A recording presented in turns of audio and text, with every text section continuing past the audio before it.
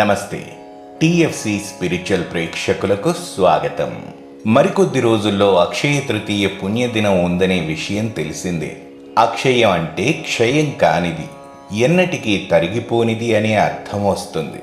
అందుకే ఆ రోజున బంగారం కొంటే అది అక్షయంగా అయిపోతుందని, మళ్ళీ వచ్చే అక్షయ తృతీయ వరకు బంగారం కొంటూనే ఉంటారని చాలామంది అనుకుంటారు. మరికొంతమంది మాత్రం ఆ రోజున బంగారం కొంటే దరిద్రం దాపురిస్తుందని అంటారు. ఈ రెండు రకాల మాటల వల్ల చాలా మందికి అసలు అక్షయ తృతీయ రోజున బంగారం కొనవచ్చా కొనకూడదా, ఆ రోజున ఏం చేస్తే మంచిది అనే సందేహాలు కలుగుతాయి. మరి ఆ సందేహాలకు సమాధానాలు తెలియాలంటే ఈ వీడియోను పూర్తిగా చూడండి. గత కొన్నేళ్లుగా అక్షయ తృతీయ రోజున బంగారం కొంటే మళ్ళీ వచ్చే అక్షయ తృతీయ వరకు బంగారం కొంటూనే ఉంటారని చాలామంది భావిస్తున్నారు. బంగారం షాపుల వాళ్ళు కూడా అదే ప్రచారం చేస్తారు. ప్రజలలో కల్పించబడ్డ ఈ నమ్మకం వల్ల బంగారు దుకాణాల వాళ్ళు లాభాలు గడిస్తున్నారు గాని, అక్షయ తృతీయ రోజున బంగారం కొన్నవాళ్లు కోటీశ్వరులైన సంఘటన ఒక్కటి కూడా లేదనే చెప్పాలి. అక్షయ తృతీయ రోజున ఖచ్చితంగా బంగారం కొనాలనే నియమం ఏ శాస్త్రంలోనూ చెప్పబడలేదు. అక్షయ తృతీయ రోజున ఒకవేళ బంగారం కొంటే జరిగే దుష్పరిణామాలను రెండు విధాలుగా చెప్పడం జరుగుతుంది. ఒకటి, ఈ కలియుగంలో బంగారంపై కలి ప్రభావం ఉంటుందని శాస్త్రాలు చెబుతున్నాయి. కలి అంటే వినాశకారకుడు. అటువంటి వస్తువును అక్షయ తృతీయ రోజున కొంటే అంతులేని దరిద్రాన్ని ఇంటికి తెచ్చుకున్నట్లవుతుందని, దానివల్ల ఆ సంవత్సరం మొత్తం పడరాని పాట్లు పడతారని శాస్త్రవచనం.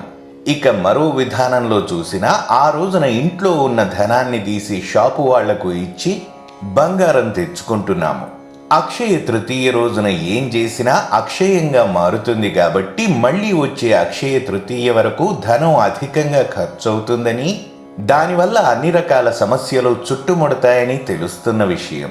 అందుకే అక్షయ తృతీయ రోజున మాత్రం బంగారం కొనవద్దు.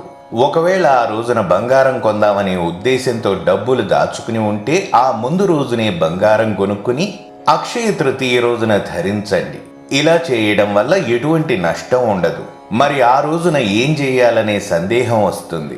శాస్త్రాలలో చెప్పిన దాని ప్రకారం అక్షయ తృతీయ రోజున క్షయం కాని పుణ్యాన్ని సంపాదించుకోమని, అది జన్మజన్మలకు మనలను కాపాడుతుందని శాస్త్రాలు చెబుతున్నాయి.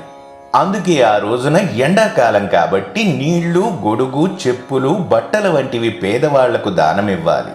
అందుకోసం ముందుగానే వీటిని కొనిపెట్టుకుని ఆ రోజున దానమిస్తే పుణ్యం వస్తుంది.